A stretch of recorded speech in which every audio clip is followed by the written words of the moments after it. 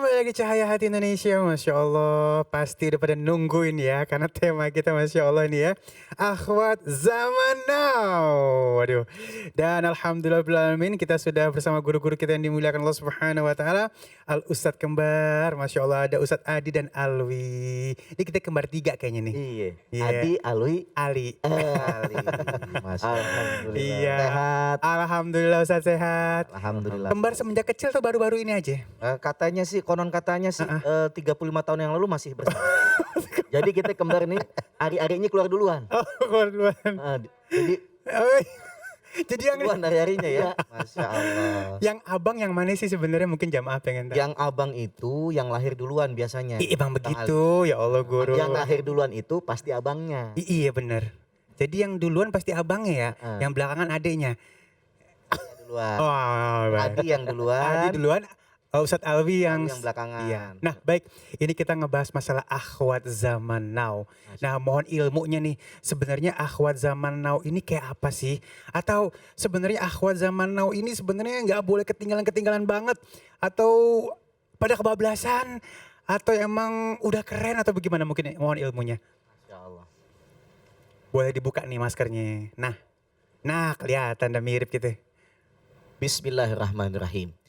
Jadi kalau kita berbicara masalah akhwat zaman now, ada perbedaan gak sih sama akhwat zaman old gitu ya. Jadi kalau akhwat zaman now itu memang sebetulnya hanya terjadi perbedaan waktu aja. Sebetulnya kalau kita ngomongin akhwat, mau zaman now, mau zaman old, semuanya sama-sama adalah hambanya Allah Subhanahu wa Ta'ala. Yang punya kewajiban beribadah, yang punya kewajiban untuk menyempurnakan takwa, seharusnya tinggal fotokopi dari yang lama. Akhwat zaman now tinggal berkaca dengan akhwat zaman old. Bagaimana kita lihat pejuang-pejuang di zaman Rasulullah SAW, banyak sahabat-sahabat di kalangan wanita, banyak juga pendakwah-pendakwah yang dia bukan laki-laki, perempuan. Pejuang-pejuang muslimah itu banyak dan itu bisa dijadikan kaca, cerminan bagi aktivis-aktivis dakwah perempuan khususnya di zaman sekarang. Zaman now ini cuma nanya istilah aja sih sebenarnya. Bagaimana kaum milenial menyikapi perbedaan situasi.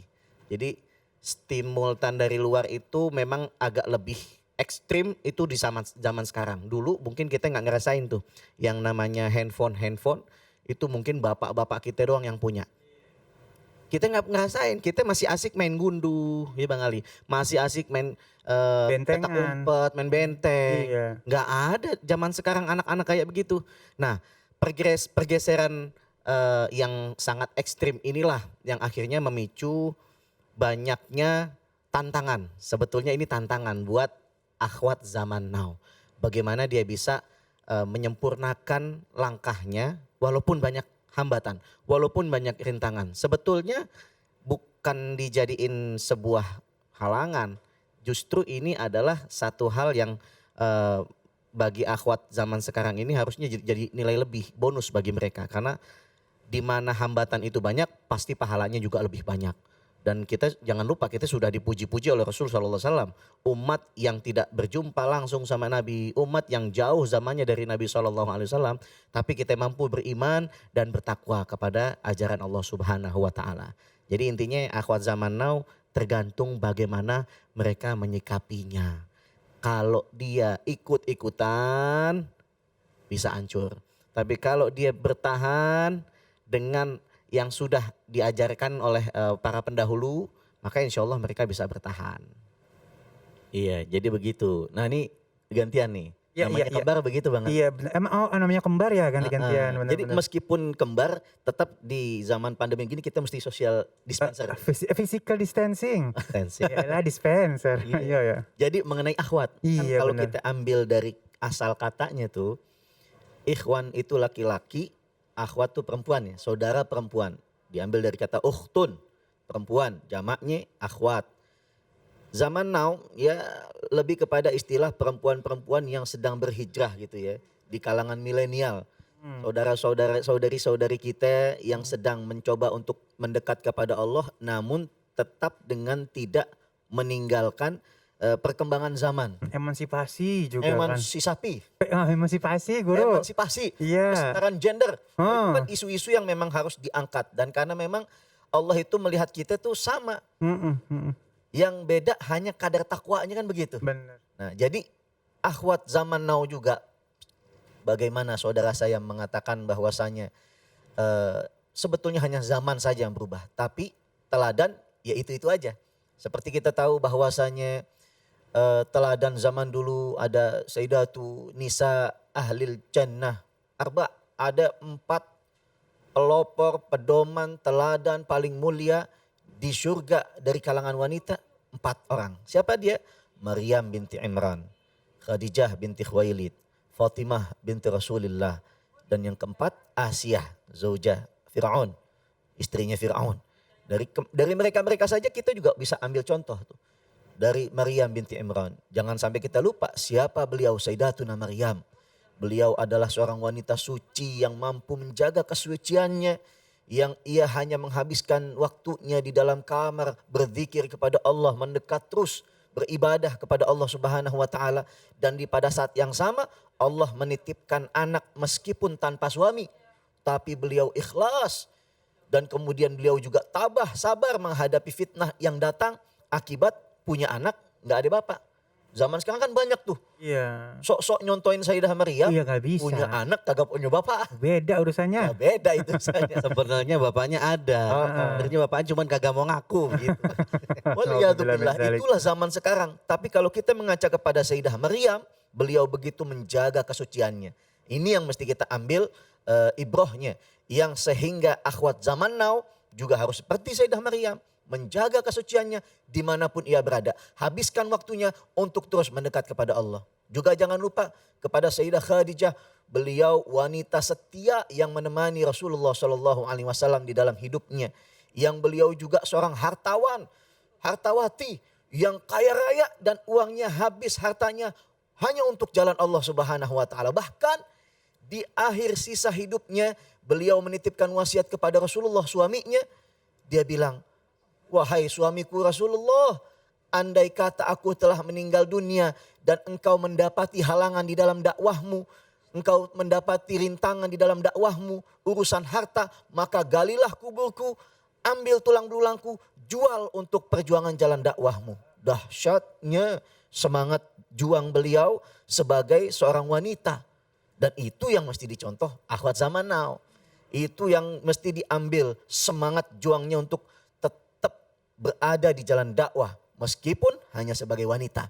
Dan juga jangan lupa ada Sayyidah Fatimah, putri kesayangan baginda Rasulullah SAW, yang begitu tabah menemani dakwah ayahnya meskipun dilempari kotoran onta, disambit oleh batu sampai pelipis Rasulullah terluka, beliau yang menemaninya. Bahkan ketika beliau sudah berumah tangga, beliau selalu menjadi wanita yang senantiasa taat dan patuh kepada suaminya Sayyidina Ali bin Abi Thalib. Dan bahkan satu ketika saking dermawannya digambarkan di dalam satu riwayat, Sayyidah Fatimah ini Rasulullah didatengin sama orang musafir. Ini musafir minta bantuan sama Rasulullah. Rasulullah bilang, "Main di syai', enggak ada sesuatu pada diriku saat ini. Silahkan kau minta kepada putriku Fatimah." Dia datangin Fatimah. Begitu sampai di sana, Fatimah adalah salah satu orang yang manusia ketika ada yang mendatanginya, dia tidak akan pernah menolaknya. Datang ini musafir, menyampaikan amanat dari Rasulullah SAW untuk meminta sesuatu hal untuk bisa membuatnya bisa bekal pulang ke rumahnya di daerahnya. Fatimah berpikir apa yang dia punya. Dia juga gak punya apa-apa.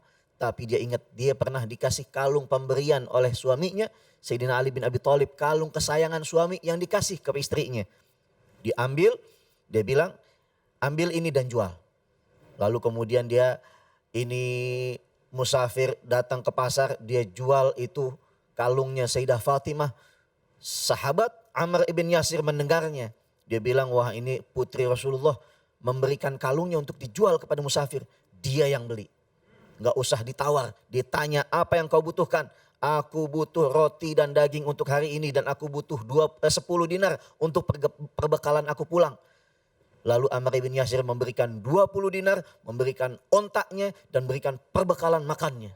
Masya Allah luar biasa. Lalu kemudian setelah kalungnya kembali di tangan Ammar bin Yasir, menghadapi Rasulullah SAW. Ya Rasulullah, ini kalung aku hadiahkan kepadamu. Kalung putrimu. Masya Allah. Rasulullah tersenyum dan kemudian Rasulullah bilang, lihat nih dermawannya Fatimah bisa mengembalikan orang yang tadinya fakir menjadi terpenuhi hajatnya. Orang yang tadinya tidak memiliki apa-apa jadi memiliki apa-apa. Bahkan yang mengantarkan hadiah tersebut adalah budaknya Ammar bin Yasir. Dimerdekakan. Masya Allah. Ini yang mesti zaman now akhwat meniru sifat itu. Tabahnya, lalu kemudian dermawannya, murah hatinya. Nah saat ini banyak perkembangan-perkembangan yang mengganggu daripada mentalitas akhwat zaman now sih. Ya, pastinya akhwat zaman now ini banyak mengalami cobaan-cobaan, beberapa hambatan itu pasti ada. Oleh karenanya perbekalan untuk menjadi seorang pegiat dakwah akhwat zaman now itu harus ada. Pertama dia harus melek pendidikan. Bukan hanya sekedar status semata. Bukan hanya sekedar gengsi. Gue banyak kajian, gue ikut kajian ini, hijrah temanya anu-anu. Nah, bukan hanya sekedar itu tapi dia harus ingat bahwasanya Allah Subhanahu wa taala akan memuji dan meninggikan derajat mereka yang akan menuntut ilmu. Jadi kalau kita menuntut ilmunya ikhlas, Allah tuh akan menyisipkan satu hadiah, diangkat derajatnya. Diangkat derajatnya sama Allah Subhanahu wa taala setinggi-tingginya buat semua orang yang berilmu, yang menuntut ilmu. Terus apa lagi? Untuk menghadapi era globalisasi saat ini, dia juga harus melek teknologi. Nah, ini yang paling fatal nih. Teknologi sekarang yang tadi sudah disampaikan di awal, ini pergerakannya tuh drastis, ekstrim sekali. Wah, dan sangat amat mungkin kalau bapak-bapak kita nih melihat keadaan yang sekarang aneh, itu 180 derajat. Bagaimana ada teknologi yang bisa langsung dilihat jutaan manusia yang seharusnya digunakan untuk hal-hal yang baik, yang positif. Tapi lihat zaman sekarang, ibu-ibu pemirsa di rumah mungkin kita bisa lihat ya fenomena belajar online ini memang sudah semarak. Di semua berbagai lini itu banyakan online. Anak-anak kita sekolah online. Begitu sekolah online harusnya kita dampingin terus. Kenapa? Kalau nggak didampingin anak-anak kita bisa salah kaprah. Itu tuh handphone tuh ntar dijadiin mainan, game online sudah banyak Bu. Itu anak-anak kita bisa main sendiri, ngomong sendiri, berantem sendiri. Ayo ayo maju, maju. Oh tembak-tembak, musuhnya ada di belakang pintu. Nggak tahu dia ngomong sama siapa. Tuh anak sekarang tuh ada PUBG, ada Mobile Legend dan lain sebagainya, banyak game-game yang menggerus daripada anak-anak kita. Nggak sampai di situ, ada aplikasi-aplikasi yang zaman now juga. Dulu orang bangkis, Hashim gitu ya. Sekarang beda bangkisnya, how you like that? Hai, ya Allah. Tereret begitu. Beda. Iya, Jadi anak-anak sekarang protesnya juga udah beda, Bang Ali. Anak-anak sekarang protesnya nih pakai lagu. Mengapa engkau bersedih? Biasalah. Wah. Jadi mereka tuh mengikuti zaman yang ada sekarang. Tantangan untuk para akhwat, pegiat dakwah yang sudah menapakkan kakinya di langkah jalan dakwah adalah terus mengikuti perkembangan teknologi tanpa terbawa arus. Justru mereka harus membuat satu suasana, satu aura bagaimana teknologi itu bisa digunakan untuk hal-hal yang positif. Kajian-kajian online, kita bisa gelar tuh semua kajian secara online. Kita bisa undang beberapa penceramah untuk bisa tampil juga walaupun dengan online. Karena memang sekarang anak-anak lebih jarang nonton TV. Sekarang frekuensinya udah ke handphone tuh. Pasti yang dilihat tuh handphone. TV mah nggak dicolek-colek. Mungkin yang nyolek TV mah ibu-ibu doang nonton sinetron udah. Anak-anak udah jadi udah bukan gangguan buat ibu-ibu ya Bu ya. Pemirsa di rumah juga harus sadar nih kita nih dalam keadaan yang seperti ini kita sudah dicoba sama Allah Subhanahu wa taala di dalam berbagai musibah khususnya nih pandemi seperti ini. Justru teknologi bisa menjadi jembatan dan ladang amal kita. Jangan kita terbawa teknologi tapi manfaatkan teknologi tersebut untuk langkah dakwah kita. Jadi akhwat zaman now jangan sedih, jangan takut. Setiap langkah kita pasti diridai Allah Subhanahu wa taala dan insya Allah dijadikan kemudahan oleh Allah Subhanahu wa taala di setiap musibah-musibah yang terjadi. Begitu kalau menurut kita ini begini nih Bang Ali. Iya baik. Ya akhwat zaman now tantangannya lebih banyak dan jadikan tantangan itu selalu mendekatkan diri kita kepada Allah Subhanahu wa taala. Betul. Jangan sampai tantangan-tantangan itu menjadi jauh kepada Allah Subhanahu wa taala. Masya Allah ya. Tetap semangat buat akhwat zaman now pastinya ya. Dan baik sesaat lagi kita akan membahas tentang tema kita menjadi hamba yang diridhai oleh Allah Subhanahu wa taala. Jangan kemana-mana, tetap bersama kami di Cahaya Hati Indonesia.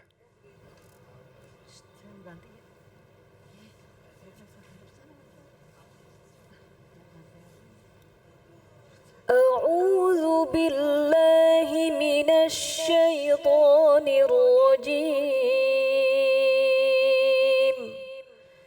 بسم الله الرحمن الرحيم وراودته التي هو في بيتها عن نفسه وغلقت الأبواب وقالت هيت لك قال معاذ الله إنه ربي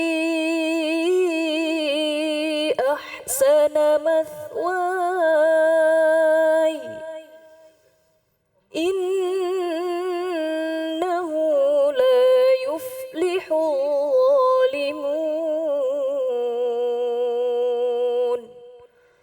صدق الله العظيم